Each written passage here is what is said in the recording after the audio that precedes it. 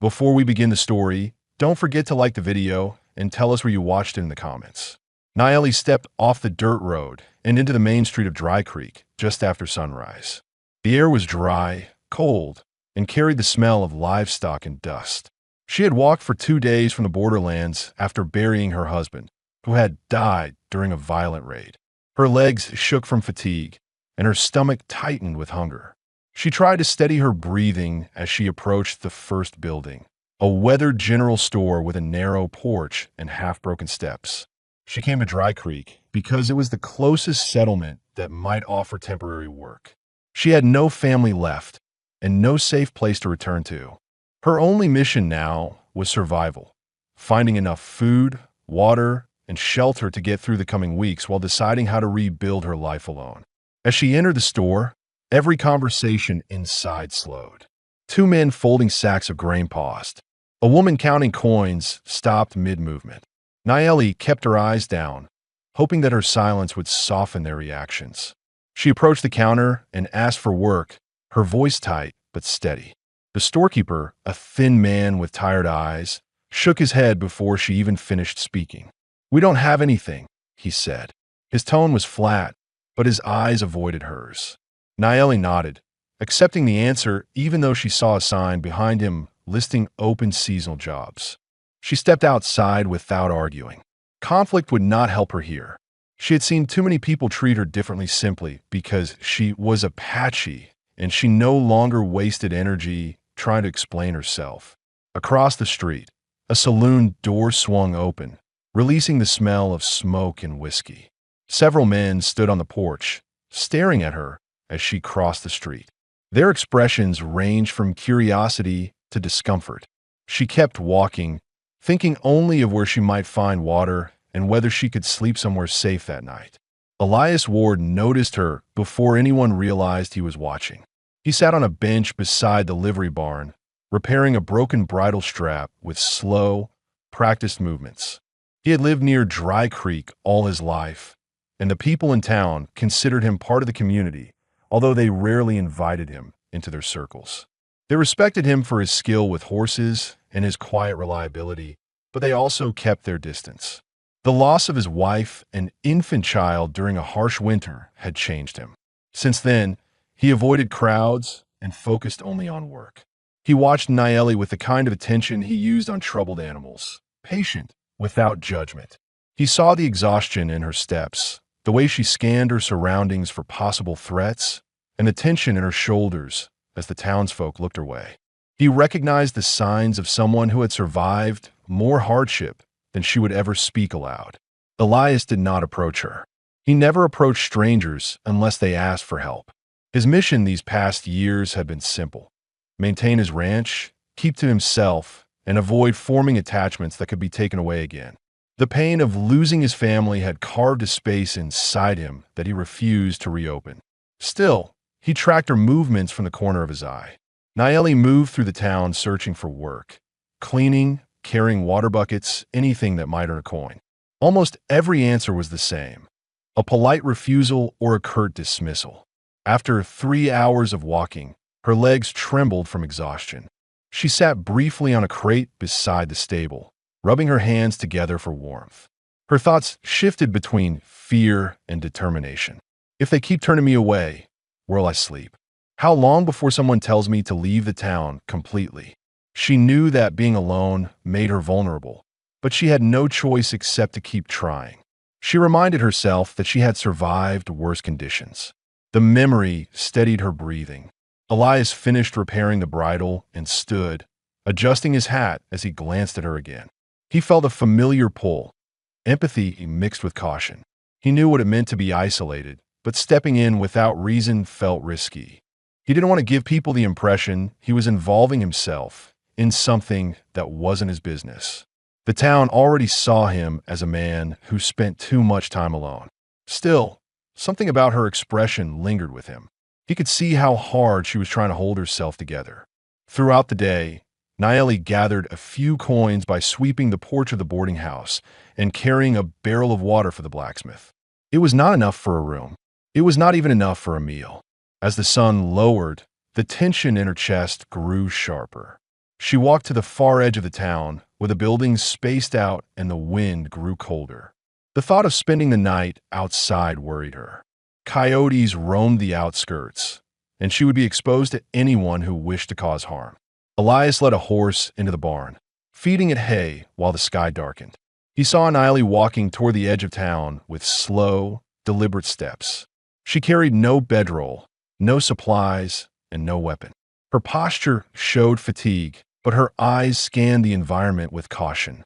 He knew she was preparing for a night without shelter. A quiet memory rose in Elias.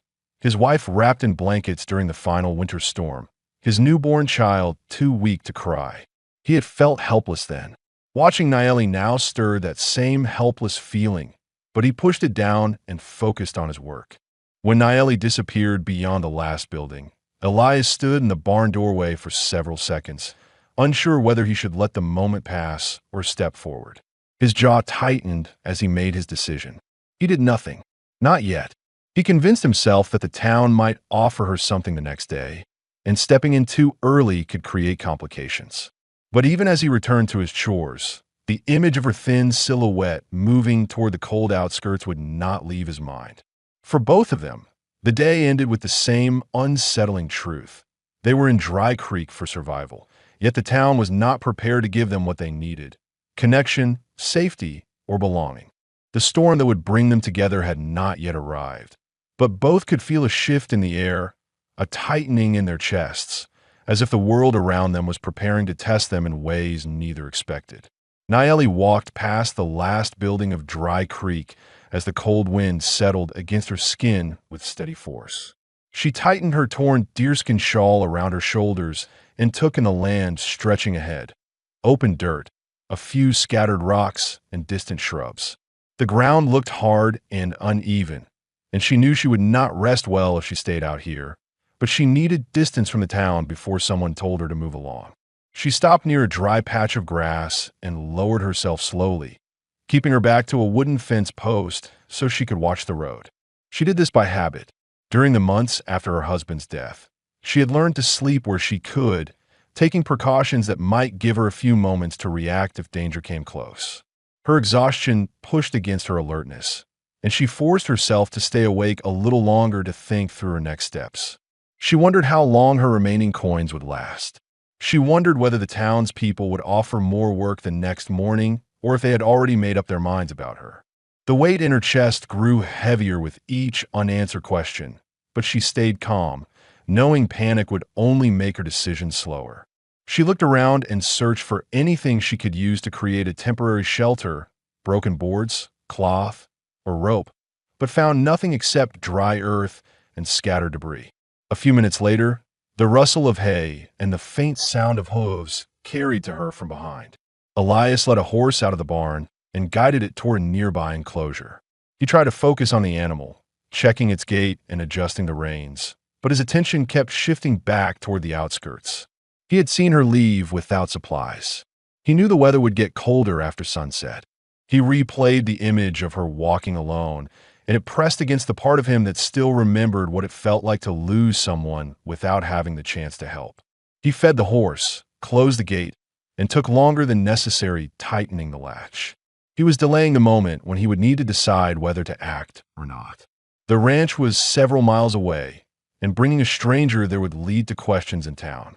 People had already begun watching his movements since he lived alone and rarely spoke.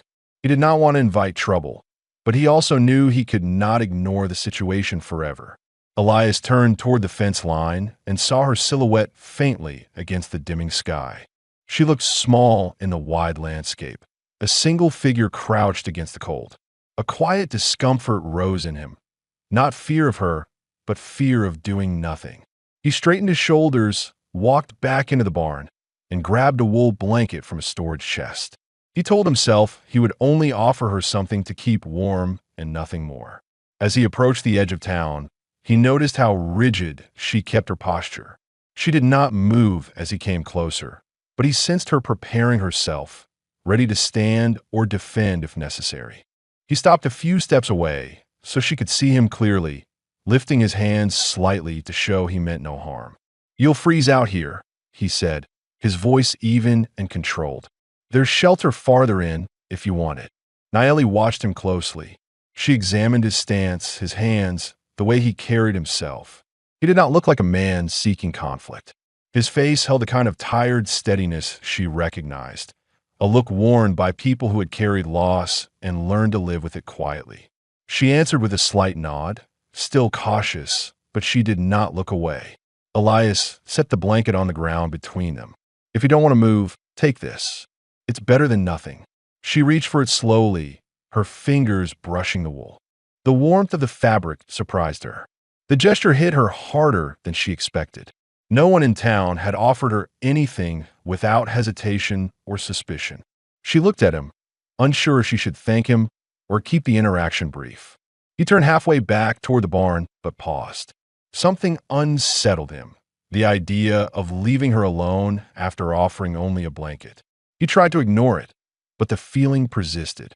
The cold wind picked up again, carrying dust across the road. He realized she would not last long in these conditions without a proper roof. Naeli pulled the blanket around her shoulders and felt her body relax, just slightly. For the first time that day, her breath steadied. She observed Elias's hesitation. It wasn't the hesitation of someone uncertain about her. It was the hesitation of someone fighting against his own instincts.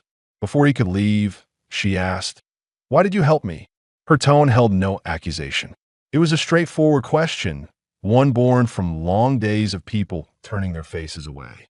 Elias shifted his weight, unsure how much to reveal. The truth was simple but difficult to say. "No one should be left outside with nothing," he answered. "That's all." He meant it, and she could hear that he did.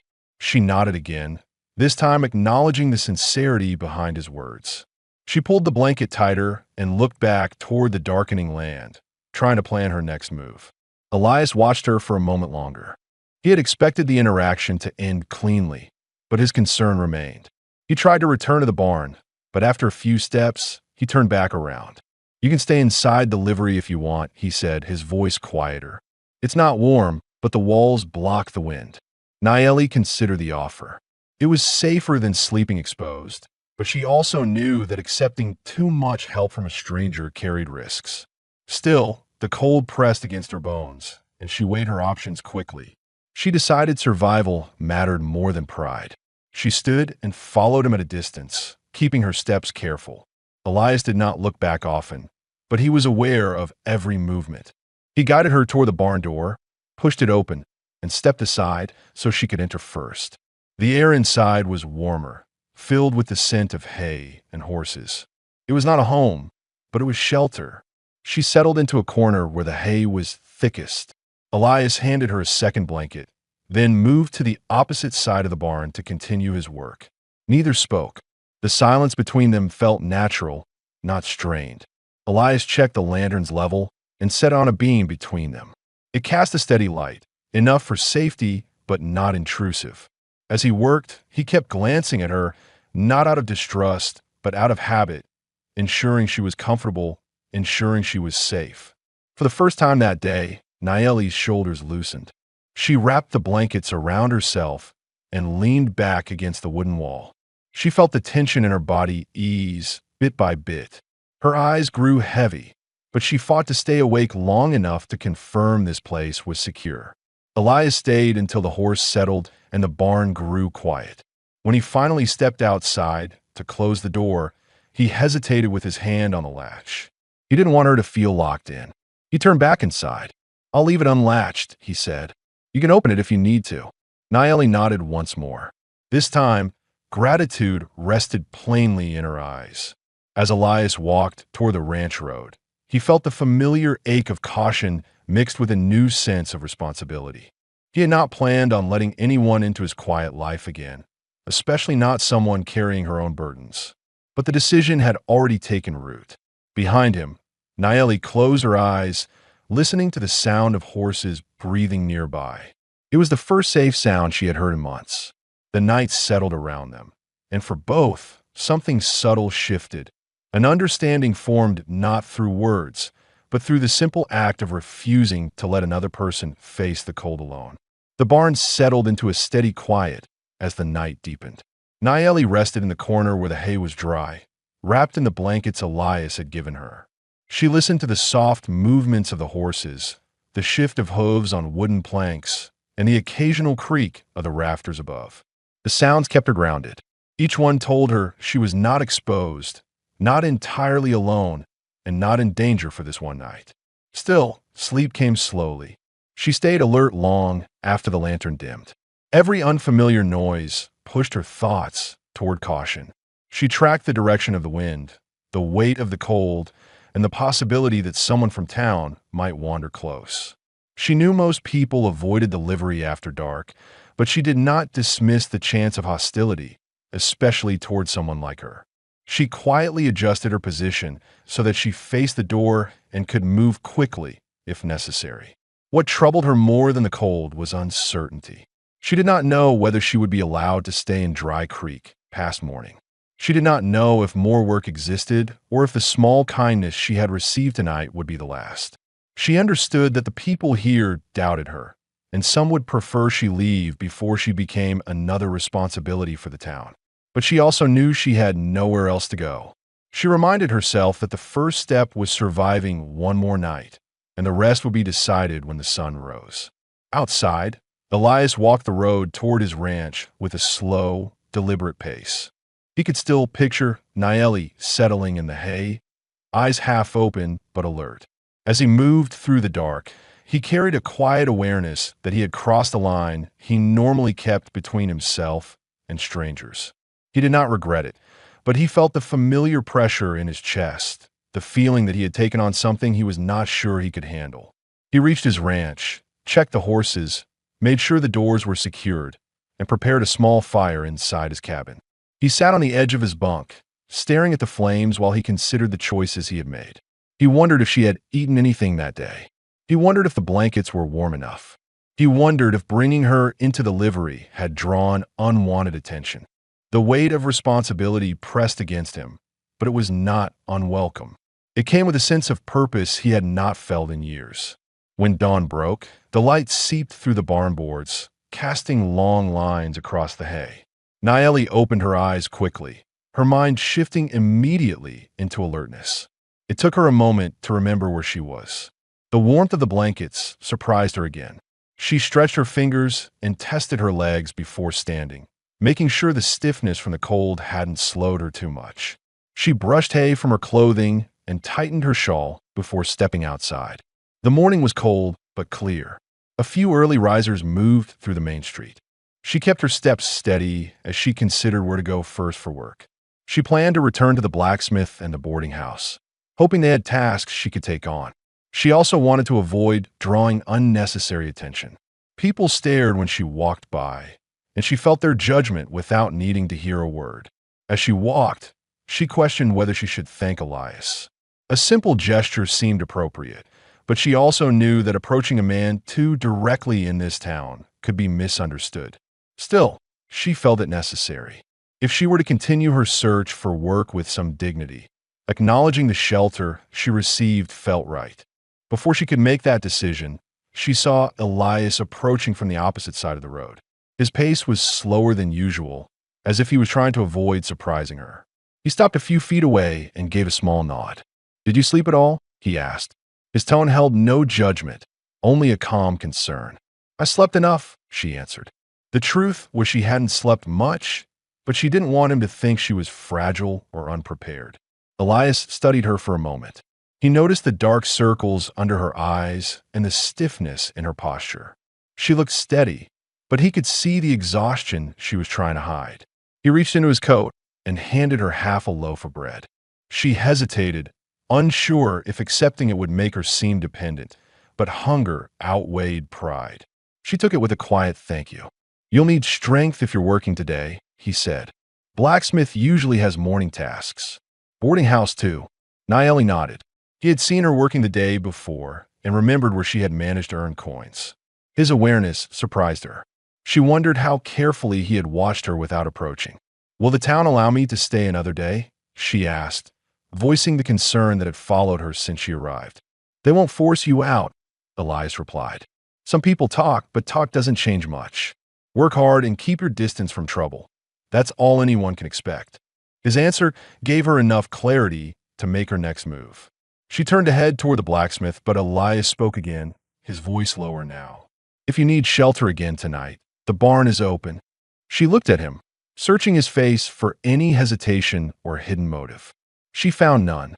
Only a man trying to balance caution with decency. I'll earn enough for a room, she said, wanting to stand on her own feet. If you do good, he replied. If you don't, the offer stands. He stepped aside and let her pass. Their interaction was brief, but it settled something unspoken between them. She was not completely alone, even if the town wanted her to feel that way. As Nayeli returned to the work she had found the day before, she felt the weight of the day's shift. She still did not know what lay ahead or how long she could remain in Dry Creek, but she moved with a steadier sense of purpose. She would face the town one day at a time, and she would do it with the same determination that had carried her this far. Elias watched her walk away, then turned toward his horse. He planned to check the fence line and handle his usual chores, but his focus kept drifting back toward town. He told himself there was no reason to worry, but he knew better. Dry Creek was a place that accepted hardship but resisted change, and the presence of a woman who came from outside their borders often stirred tension. He mounted his horse with the uneasy awareness that the days ahead might demand more from both of them than either expected. Nayeli spent the morning moving between small tasks around Dry Creek. The blacksmith had her haul scrap iron to the side yard and sweep the forge walkway. The boarding house had her carry water buckets to the kitchen. Neither job paid much, but the coin she earned gave her a sense of progress. She worked quietly, avoiding eye contact with the people who watched her from porches and open doorways. The more she worked, the more she felt the tension in town. Some faces softened when she passed, but others tightened with suspicion. She knew the reactions well. She had seen them in other settlements where her people were remembered more for conflict than for cooperation. Each look reminded her to stay alert, to gauge who might cause trouble and who might simply keep their distance. By noon, her hands trembled from fatigue. She had eaten only a small piece of the bread Elias gave her, saving the rest for later. As she poured the last bucket of water into the boarding house barrel, she felt her legs weaken. She leaned against the wall for a moment, steadying her breathing. She did not want anyone to see weakness, especially now, when many already doubted her place here. The boarding house owner stepped outside, noticing her pause. "That's all for today," he said. "No more work until tomorrow." She thanked him and stepped back onto the main road, unsure where to go next. She needed more coins if she hoped to secure a room for the night. She scanned the street for any opportunities, stacked crates, loose boards, anything that might signal work. But most people ignored her, and no one called her over. A question settled in her mind. Would she be allowed to sleep in the barn again? Would it be safe to return? She considered approaching Elias later, but she also worried about relying too heavily on his generosity.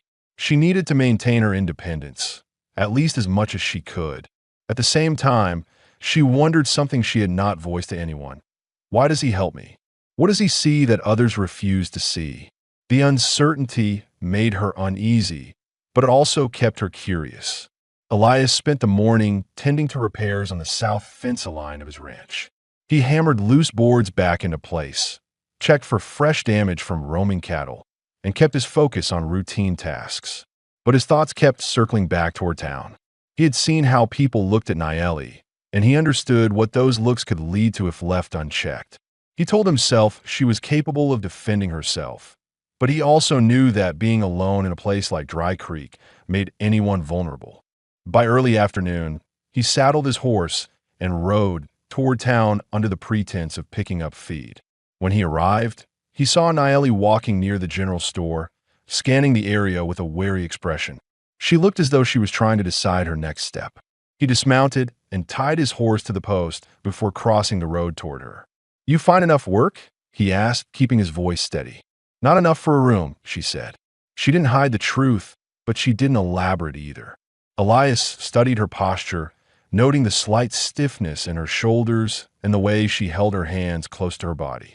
She was tired, more than she wanted to admit. "There's room on my ranch," he said. "Not an inn, but a roof and heat." Naeli met his eyes. I don't want to be a burden. You're not, he answered. Work a little. Help where you can. That's enough. She considered the offer carefully. Staying with him meant safety, but it also meant trusting someone she barely knew. Trust did not come easily to her. Not anymore. But as she weighed her options, she realized that the town offered no real alternatives. Elias was the only person here who had treated her with consistent fairness. She nodded once. I'll help with whatever you need. Then we'll head out before sundown, he said. Before they left, Elias stopped at the general store to pick up supplies. Naeli waited outside, unsure whether stepping inside would cause trouble. As she stood near the porch, two townsmen passed behind her, speaking loud enough for their words to carry. Don't know why Ward's involved with her. The first man muttered. Should have left her where she came from, the other replied. Naeli kept her expression still, though her chest tightened. The comments reminded her why she moved cautiously, why she kept her distance, why she rarely spoke unless necessary. She breathed slowly, keeping her emotions under control.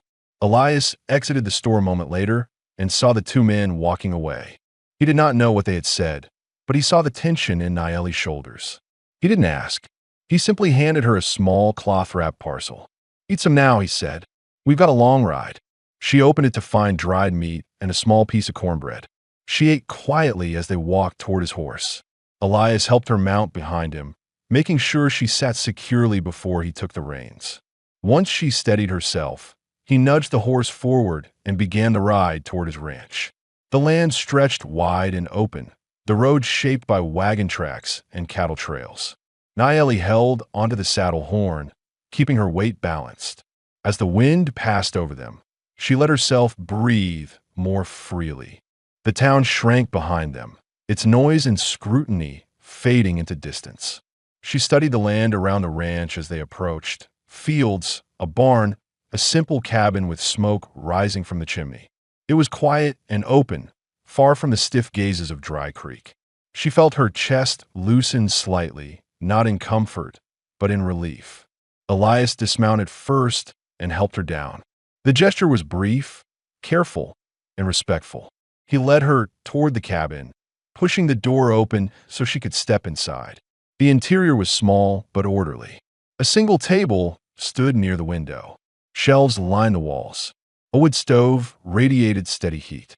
Boots were placed neatly by the door. Everything smelled of pine, leather, and smoke. Naeli stood silently for a moment, absorbing the space. She felt a strange mix of caution and comfort. This was the first time in months she had entered a home that did not feel hostile or temporary. You can sleep here tonight, Elias said, pointing to a cot he had pulled out near the far wall. We'll figure out something more permanent tomorrow. Thank you, she said softly. Elias nodded and stepped back as if giving her room to breathe. He began preparing dinner, simple stew and bread, moving through the space with practiced efficiency. Naeli watched him briefly, noting the calm way he worked, the steadiness in his hands, and the way he avoided unnecessary noise. As she sat at the table, warming her hands near the stove, she finally allowed her breathing to settle. She still had questions about how long she could stay, what work she could offer, and whether the town would accept her presence here. But those questions no longer felt urgent. Tonight, she had shelter, food, and a chance to think clearly. Elias set a bowl in front of her and took the seat across the table. The fire crackled softly between them. Neither spoke for a while, yet the silence felt steady rather than strained. In the quiet of the ranch house, a fragile sense of stability formed, something neither of them had expected but both desperately needed. The stew simmered down to a quiet heat as the fire crackled inside Elias's cabin. Naeli finished her meal slowly, allowing her body to adjust to the warmth settling through her chest. She still expected her nerves to tighten at any moment, out of habit, but the steadiness of the room helped her stay grounded. The ranch felt isolated in a way that brought a different kind of safety. No spectators, no judgmental eyes tracking her every move. After they cleared the table, Elias stepped outside to check the horses before nightfall. Naeli followed him to the doorway, unsure if she should help or stay inside. She watched him walk toward the barn with deliberate, measured steps. His movements were quiet, efficient, the actions of someone who had spent years doing the same tasks without interruption. She hesitated briefly and then decided to help. She crossed the yard and entered the barn behind him. The air was warm from the animals and carried the scent of hay and wood. Elias glanced at her but did not question her presence. He handed her a bucket, and she began filling the trough with water. Working there brought her a sense of familiarity. She had tended animals most of her life, and the routine steadied her mind. As she worked, she felt her breathing become more even. She noticed the horses reacting to her with calm acceptance, flicking their ears but showing no fear. They sensed her cautious approach and responded with quiet trust. It surprised her, but also reassured her that she still knew how to move through a space without disturbing its balance. Elias watched her from the side as she brushed one of the mares. He noticed the gentle way she moved the brush, how she kept her body angled to show the horse she meant no harm. It reminded him of the way she had approached every situation since he first saw her. Careful, controlled, always monitoring her surroundings. He understood those instincts. They were the same instincts that had kept him alive during the hardest winter of his life. "You handle them well," he said. His voice was low, carrying a sincerity that didn't need extra explanation. She nodded. "I grew up helping my family. Horses, goats, whatever needed care." He listened to the tone of her voice. It carried no pride, only experience. "If you're willing," he said, "there's more work here than I can manage on my own." She looked at him, unsure whether the offer meant a day's work or something longer. Elias sensed her hesitation and continued. "You work, you earn your keep. That's fair for both of us." The clarity of the arrangement eased her concern. She nodded again. "I can work." They continued tending the barn until the sun dipped below the hills.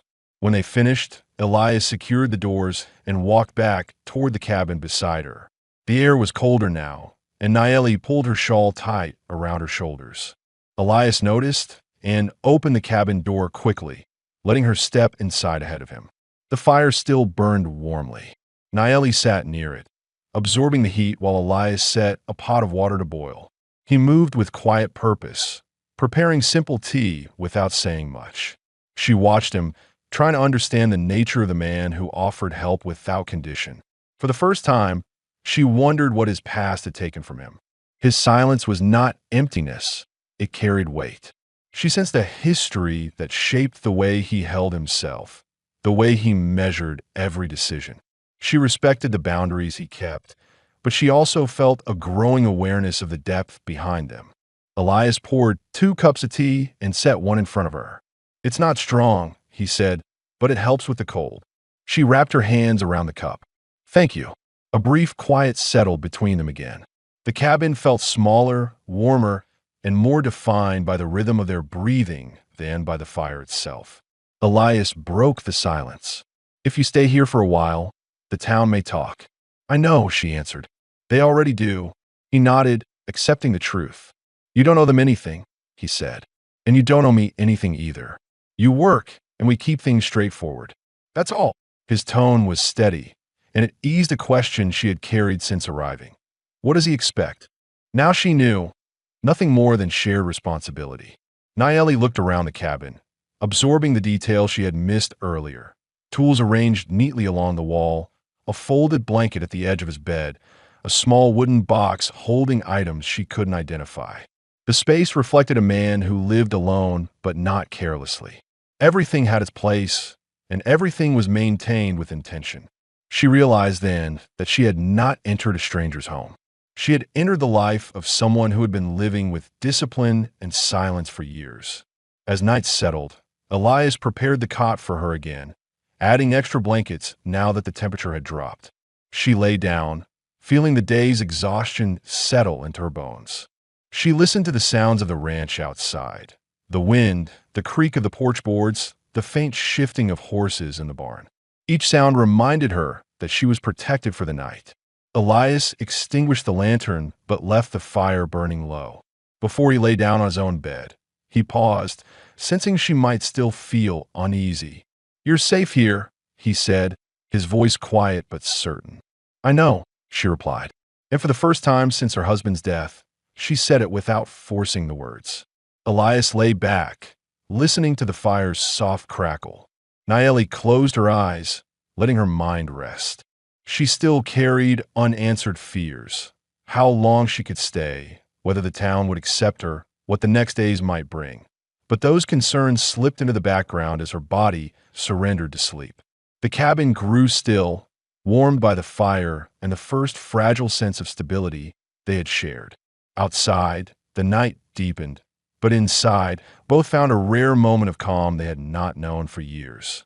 Morning light crept through the cabin's small window, spreading across the floorboards in a pale strip.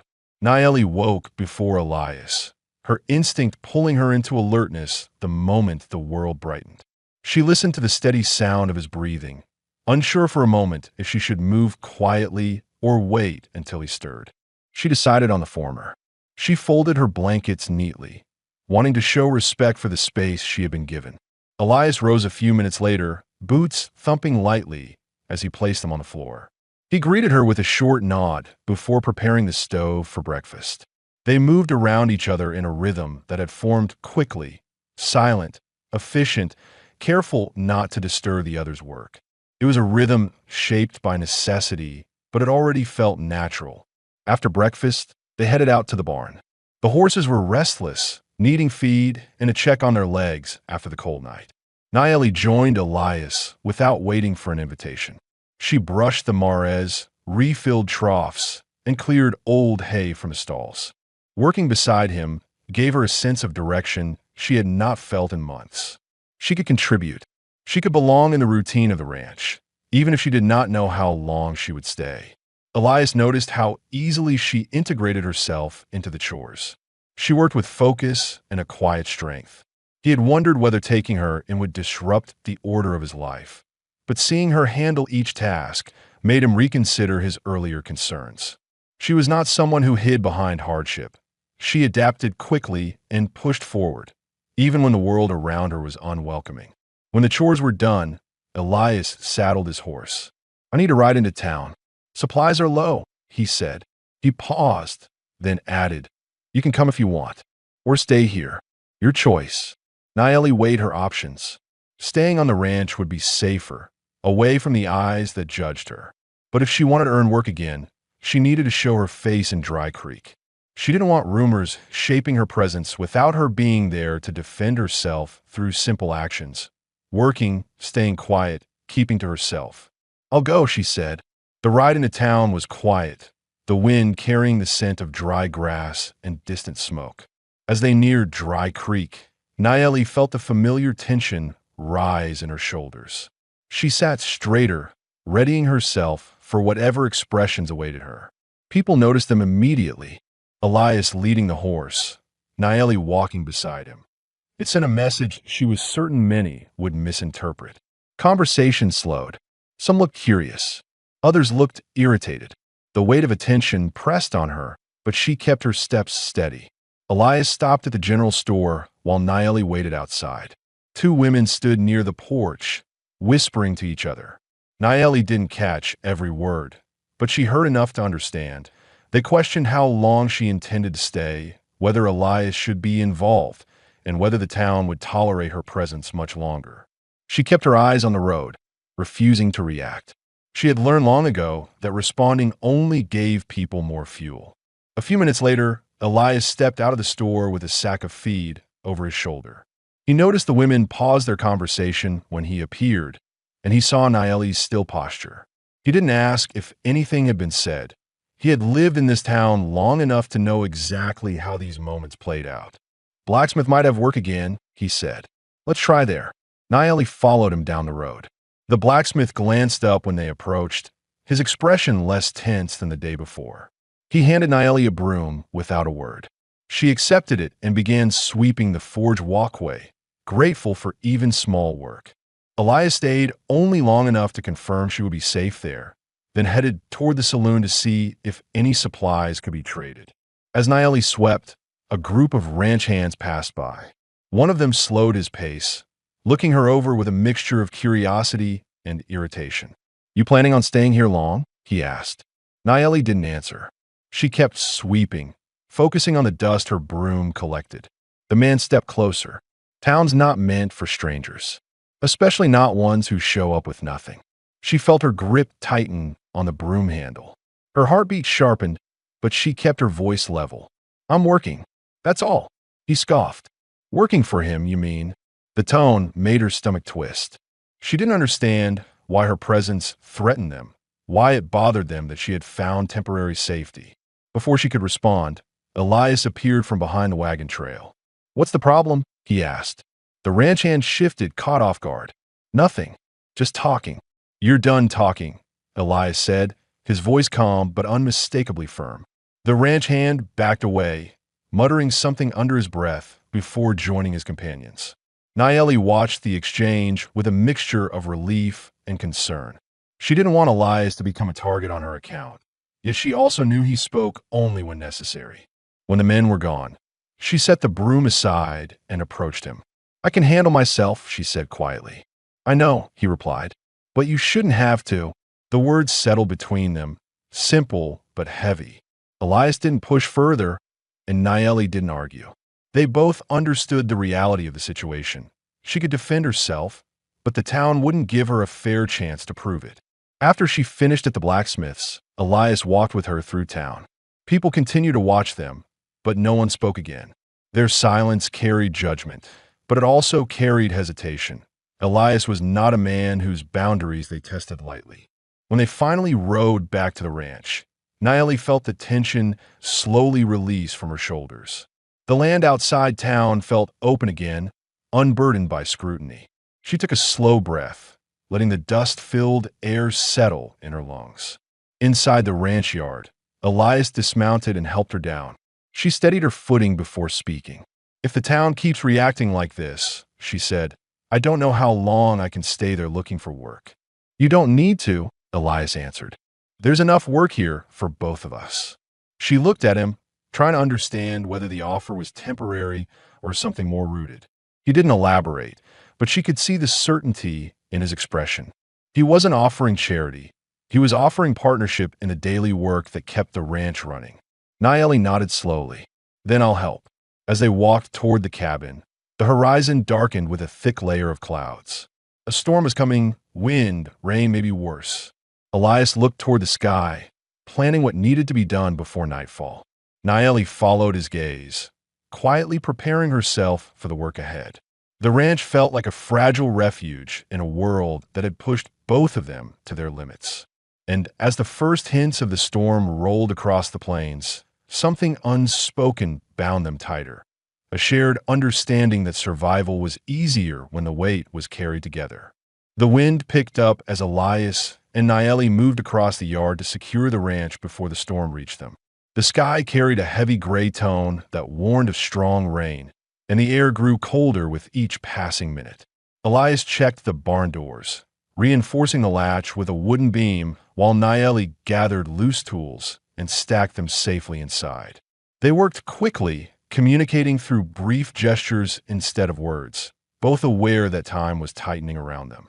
When the first drops of rain tapped the porch roof, they headed inside the cabin. Nayeli stepped in first, brushing dust from her shawl. Elias set his hat on the hook and closed the door, shutting out the rising wind. The fire in the stove was still burning from earlier, giving the room a quiet warmth despite the sudden shift in weather. Nayeli sat at the table, rubbing her hands together to regain circulation. The day in town had drained her more than she wanted to admit. She had faced judgment and tension for hours, and even though she had remained composed, the effort had worn her thin. Elias noticed the fatigue in her posture. She rarely slouched, but now her shoulders dipped slightly forward. He placed a tin cup of warm water in front of her. "Drink. You lost more energy out there than you think." She picked up the cup and took a small sip. The warmth steadied her nerves, easing the tightness in her chest. As she drank, she watched the storm clouds darken outside the window.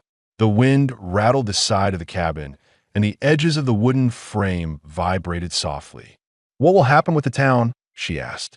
Her tone was quiet, but not fearful, just direct, wanting clarity. Elias sat across from her, elbows resting loosely on the table. "They'll talk," he said. They'll assume things. They always do when they don't understand someone. He paused, choosing his next words carefully. But talking isn't the same as acting. They won't come out here to drive you off. Nayeli considered his answer. She wanted to believe it. She wanted to think that the judgment she had seen today would stay confined to murmurs and glances. But she also knew how quickly a whisper could turn into a threat when fear or prejudice took hold. And if they do, she asked, not as a challenge, but as a practical question. I'll handle it, Elias replied plainly. The firmness in his voice held no bravado, only certainty. This is my land, my home. No one decides who has the right to be here except me. His words settled into the room like a solid beam being set into place. Nayeli felt something shift inside her, not dependence, but relief. For months, she had lived with the expectation that she would have to defend herself alone, that she had no one who would stand beside her if conflict came. Hearing him speak so directly eased a weight she had carried silently. Elias stood and checked the stove, adding another log. Storm will last a while, he said. We'll stay inside tonight. Nayeli nodded, then gathered the small pile of vegetables she had washed earlier and began preparing them for supper. She worked with practiced hands, peeling and chopping with movements shaped by years of doing the same task for her family. Elias watched her from the opposite side of the kitchen, noticing how naturally she settled into the routine of the cabin. It gave him a quiet sense of familiarity that he hadn't felt in a long time. As the rain intensified, the sound filled the space between them. It wasn't a peaceful noise, but it was steady, grounding. Nayeli felt the tension from town loosen more with every minute she spent by the stove. The cabin did not feel like a stranger's home anymore. It felt like a place where she could breathe without bracing for the next blow. They ate together by the fire, sharing a simple meal of vegetables and bread. Elias ate slowly, thoughtful, as if measuring the weight of the day. Nayeli kept her gaze low, not out of shyness, but because her mind still sifted through questions she hadn't dared voice. One detail especially lingered with her: what had shaped Elias into the man he was now. She saw the care he put into his home, the way he guarded his land, the distance he kept from the world. She sensed that whatever had hardened those edges was still inside him, unspoken and unresolved. When the meal was done, she cleared the bowls while Elias stepped outside briefly to check the barn despite the rain. He didn't like storms. They always reminded him of winters that had taken more from him than he could ever regain. He stood under the porch, listening to the wind batter the valley, and felt a familiar ache return in his chest, an ache built from memory rather than weather. Nayeli watched him from the window. She didn't interrupt his moment alone. She recognized the look on his face, someone carrying a loss too heavy to share in words. She respected the boundary and waited until he stepped back inside.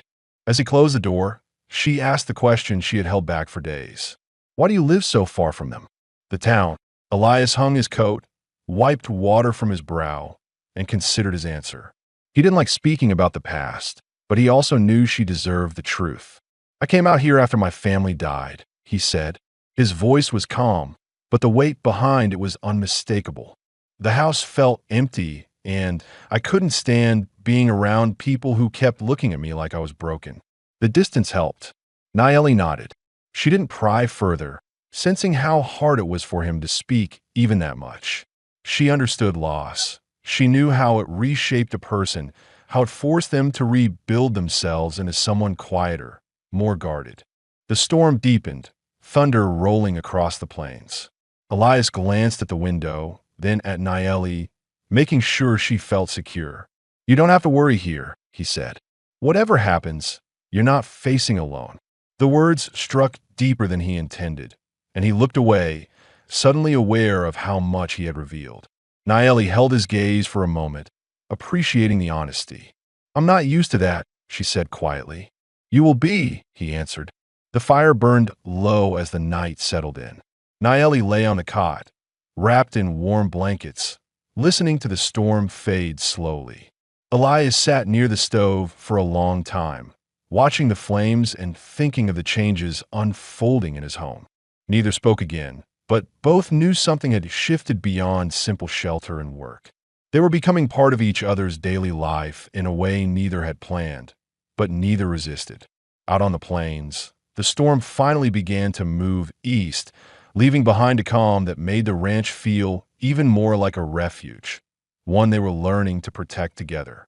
By morning, the storm had passed, leaving the land damp and quiet. The air carried a heavy scent of wet soil, and a soft mist clung to the grass around the ranch. Naeli stepped outside first, wanting to check the animals before the day grew warmer. The horses were restless but unharmed, their hooves shifting across the damp straw. She calmed them with slow movements of her hands, feeling the steadiness of the work settle her mind. Elias joined her a few minutes later, tightening the rope on a gate the wind had loosened. His expression stayed focused, but there was a quiet relief in his eyes as he took in the ranch after the storm. He had expected more damage, and the fact that everything remained intact allowed him to exhale a breath he hadn't realized he'd been holding. They worked side by side for the next hour, clearing debris blown across the yard, reshaping mounds of wet hay, and checking the fence posts for breaks. The routine felt smoother than the day before. They didn't need to speak much. Each understood the tasks without instruction. When they finished, Elias headed toward the cabin with a purposeful stride. "We should talk before the day starts," he said. Naeli followed him inside, unsure what the conversation would hold. She noticed the shift in his tone, not distant, but deliberate, as if he had made a decision overnight. He stood near the table, arms resting against the back of a chair. "The town may have more to say," he said. Yesterday wasn't the end of it. Naeli stayed quiet, waiting for him to continue. "They'll question why you're here, why you're helping me, why I'm letting you stay." His voice stayed controlled, but there was a tightness in it, a sign he was preparing himself for conflict. "I want you to know it won't change anything for me." Naeli held his gaze. "But it may change things for them." "It might," he admitted. "And if anyone comes out here thinking they can decide what happens on this ranch, I'll deal with it." Naeli absorbed the words carefully. She had wondered whether Elias would eventually distance himself once the pressure from the town grew. Hearing him commit so plainly to protecting her presence answered a question she had quietly carried since their first interaction. "What if they blame you for helping me?" she asked, not out of fear but clarity. Elias shook his head. "Let them talk. I've lived with their assumptions for years. This isn't any different." His bluntness steadied her. She nodded once in acknowledgement. Later that afternoon, Elias loaded the wagon with sacks of feed and tools. He planned to take them into town for repairs and supplies. Naeli considered staying behind, but chose to go with him. If the town wanted to question her presence, she wanted them to see her working alongside him, not hiding, not running. The ride into Dry Creek felt heavier than before. The sky was still gray, and the roads were muddy, slowing the wagon wheels. As they entered the main street, heads turned again. Conversations quieted. People stepped aside, not to offer space, but to keep distance. Naeli scanned the faces around her. Some looked confused, some annoyed, a few openly distrustful. She felt no fear, only a sharpened alertness. She carried herself with the steady posture of someone who had endured harsher territories. Elias guided the wagon toward the blacksmith. When he stepped down, 3 townsmen approached. They weren't openly aggressive, but their expressions held a kind of forced authority. "You got a minute, Ward?" one of them asked. Elias didn't answer right away. He secured the wagon brake before responding. "Say what you need." The man glanced at Naeli, then back at Elias. "We just want to be sure everything's appropriate." "Folks are talking." "About what?" Elias asked calmly. "She's staying out at your place," the man said, lowering his voice. "People want to know why." Naeli kept her face still, though her stomach tightened. She understood now, clearly, that this conversation wasn't about her safety or the town's well-being. It was about control, about them wanting to dictate who had a place here and who didn't. Elias stepped slightly closer. His tone didn't rise, but it sharpened. "She's working. That's why she's there." "That's not what people are saying," the second man added. Elias held their eyes without wavering. "People can say what they want. It doesn't change the truth." The men exchanged glances. One looked irritated by Elias's refusal to give them a more detailed explanation. Another seemed unsure whether to push further. Finally, the first spoke again. "We're just making sure there's no trouble." "There won't be," Elias replied, "so long as none of you bring it." The silence following his words was thick. The men stiffened, aware of the boundary he had drawn. After a tense beat, they stepped back. "Fine," one muttered. "Just remember you're part of this community too." Elias didn't respond. He turned toward the blacksmith, motioning for Nayeli to follow. When they were alone inside the forge, Nayeli approached him. "You didn't have to speak for me," she said quietly. He turned to her. "I wasn't speaking for you. I was speaking for both of us." She took a breath, steadying the mix of gratitude and concern inside her. She had not expected him to confront the town so directly. It told her something important, something he had not put into words. He no longer saw her presence as temporary. They finished their errands in town with minimal interruption. People kept their distance, but no one else approached. By the time they headed back to the ranch, the tension of earlier had shifted into something quieter, an understanding that the lines between the ranch and the town had become clearer. When they arrived home, Nayeli helped unload the wagon. She lifted heavy sacks with a confidence that showed she had carried far worse. Elias watched her for a moment before returning to the tools. As they finished the last chore, Nayeli looked toward the cabin, then toward the open fields around them. The ranch no longer felt like a temporary stop. It felt like a place forming structure around her presence. Work, shelter, quiet, trust. Elias wiped his hands on a cloth. "We'll manage," he said, as if reading her thoughts. "Yes," she replied.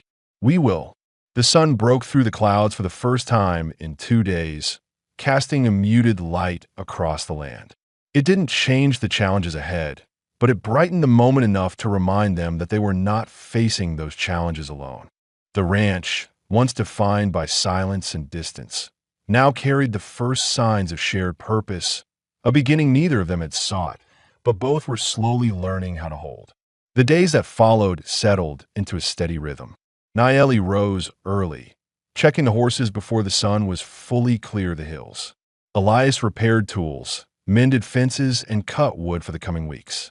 They worked in quiet coordination, each task building a sense of normalcy neither had expected to find.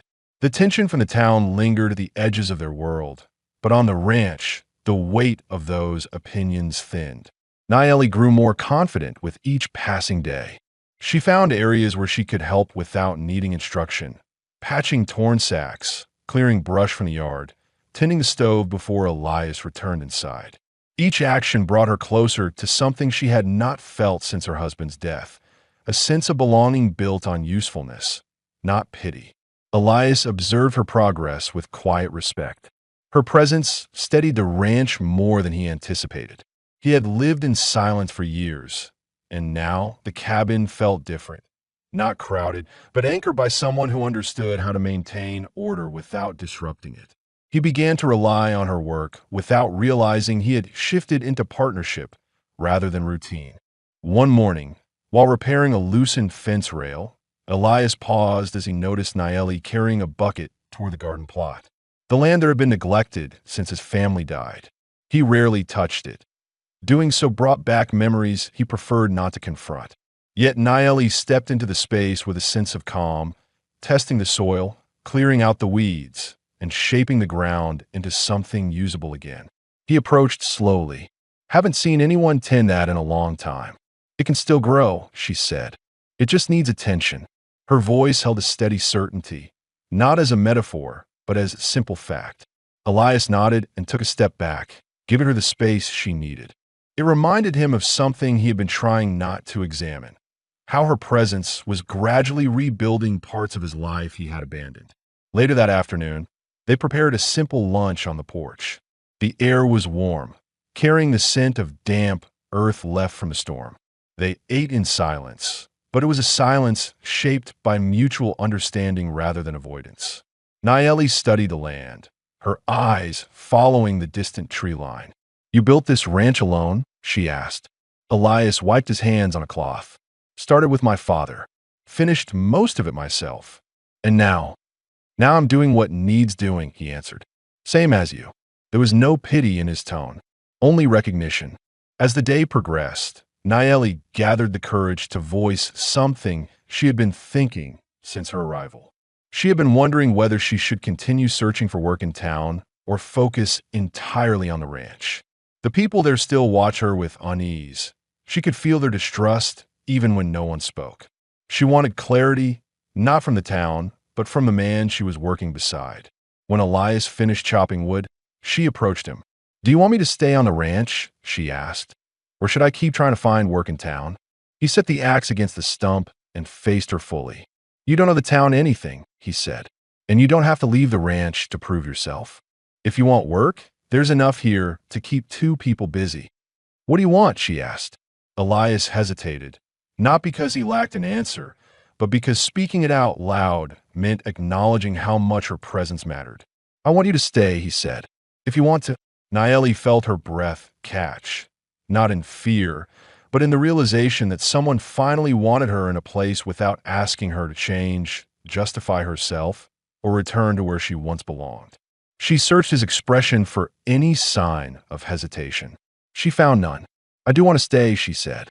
His shoulders eased slightly, the tension breaking in a way he rarely allowed himself to show. He nodded once, the gesture subtle but decisive. As the sun began to set, they finished their chores in quiet unity. The ranch felt more complete, no longer a solitary man's refuge, but a shared space where two people rebuilt their lives in small, practical steps. Later that evening, Nayeli swept the cabin floor while Elias fixed a loose board beneath the window. The routine felt natural, as though it had been building toward this moment since the day they met. When they sat down to eat supper, the fire casting soft light across the table, it was clear their partnership had shifted into something deeper, something unspoken but undeniable. The next morning began like the others until voices approached from the ranch road. Nayeli stepped outside, alert but calm. Elias followed, shoulders squared. Two townsmen stood near the fence. Their expressions looked more resolved than before, less speculative, more direct. "We came to talk," one said. "About her." Elias didn't move. "Then speak." The man cleared his throat. "People are uneasy. They say she's taking advantage of your hospitality." Nayeli stiffened, the familiar burn of accusation rising again. Elias stepped forward before she could respond. "She's working," he said firmly. "She earns her keep like anyone else." "That may be true," the man replied, "but folks are saying you're choosing her over the town." Elias held his ground. His voice was even, but the edge in it was unmistakable. "I choose what's right, and keeping someone safe isn't up for debate." The second man looked at Nayeli, then back at Elias. "So you intend for her to stay?" Elias didn't hesitate. "Yes." The statement landed with finality. The men exchanged glances, realizing they had come to deliver pressure and found an unmovable wall instead. They left without another word. Nayeli stood still, processing the moment. Elias turned to her, his expression steady. "They won't try again," he said. "Not after that." She was quiet for a long moment. "You stood for me." "I stood for the truth," he replied. She breathed deeply, her chest loosening. A thought rose inside her, one she had held back until now. She did not want to return to anything she had known before.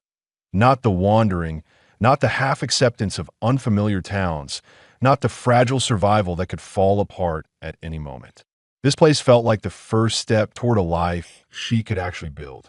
And Elias, with his steady silence and unspoken loyalty, was now part of that foundation. As the evening settled in, both returned to their tasks, but something had shifted between them.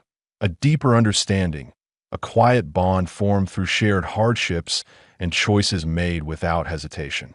Their separate paths had merged into one, shaped not by chance, but by decisions that anchored them to the same ground. The ranch was no longer temporary for either of them. It was becoming home. The morning after the confrontation brought a calm neither of them expected. The ranch felt settled, the sky clear, and the air warmed with early sunlight. Nayeli stepped outside before Elias, looking across the fields that stretched in every direction. For the first time in many months, she felt a sense of grounding that didn't rely on constant vigilance. The land felt steady beneath her feet, and the quiet around her no longer signaled isolation. It signaled safety. Elias joined her shortly after, fastening his sleeves and assessing the day's tasks.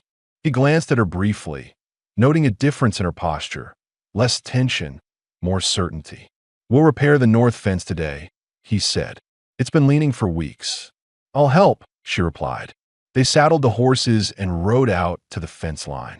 The field was bright, dotted with patches of new growth. Nayeli carried tools while Elias inspected the posts. They worked together with practiced ease, lifting damaged boards, securing fresh nails, and straightening each section until the line stood firm again. As they worked, Nayeli felt a question rising inside her, one she had avoided asking, unsure if she had earned the right. But after the past days, after the stand Elias had taken and the decisions they had both made, she knew the answer mattered. She waited until he finished hammering a rail into place. "What do you see for this ranch in the months ahead?" she asked. "For both of us." Elias paused, wiping sweat from his brow. He had been thinking about the same thing for days, but careful not to push her toward anything she didn't want. "I see a future that doesn't look like the past," he said. "A future with two people working this land instead of one." Nayeli studied him, waiting for more. Elias continued, "You've given this place life again. I didn't realize how empty it had become until you started helping here." His voice held the weight of honesty, not emotion forced into words, but simple truth revealed through steady choices. They moved on to the next fence post, but the subject stayed between them, unspoken yet present. Later in the afternoon, they returned to the cabin. Nayeli prepared vegetables while Elias split more logs for the stove. The quiet routine had become something they both relied on, a structure built from survival and shared work, but strengthened by something deeper. When the meal was ready, they sat across from each other at the table. Elias took a moment before speaking again, choosing his words with intention. "You said yesterday you want to stay," he began. "I do. Then I want to ask something," he said, setting his utensils aside. "Not as a demand, not because of the town, but because it's what I want for my life from this point onward."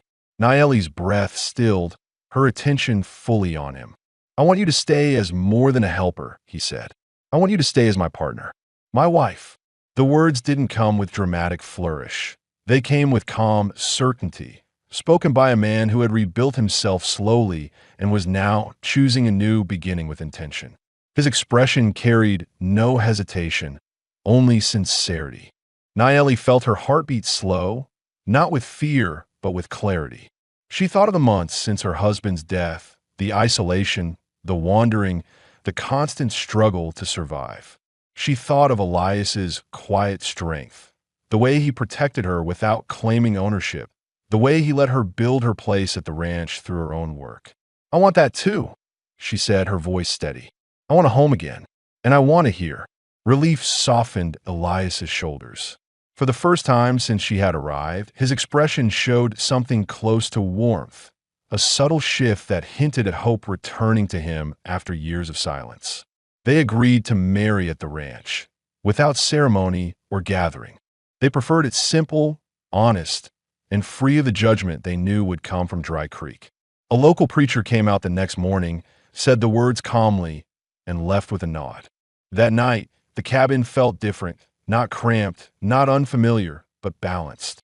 Two lives, each marked by loss and loneliness, now shared the same space with a new sense of belonging. They moved around one another naturally, adjusting to the idea that the ranch was theirs together. Days passed, and the routine became smoother. Nayeli tended the garden she had revived, and soon the first signs of growth emerged, a clear sign that something once neglected could flourish again. Elias expanded the barn fencing with her help, building stronger sections than he had in years. The town eventually stopped questioning her presence. Some accepted it reluctantly, others quietly, but none challenged Elias's decision again. When they saw Nayeli accompanying him in a town with confidence and steady purpose, the rumors died out. The tension faded. One evening, weeks later, Elias stood on the porch watching the sky shift into warm colors. Nayeli stepped beside him, folding her arms gently around herself as she looked over the land. "It feels different now," she said. "It is different," Elias answered. "We made it that way." She leaned against the railing, feeling the wood solid beneath her hands. "Do you ever think about the past?" she asked. "Only enough to know I don't want to live there anymore." Naeli nodded. "Same for me." They stood together in comfortable silence as the sun dipped low, marking the end of a chapter neither had expected to share. The ranch, once a place shaped by loss, now carried new life, built through steady trust, quiet resilience, and choices made without fear or hesitation. Naeli had found a home again, and Elias had found a future he once thought impossible. There were no unanswered questions left, only the clear certainty of the life they had chosen together. The wind softened, the land settled, and the two of them remained side by side as the last light faded across the plains.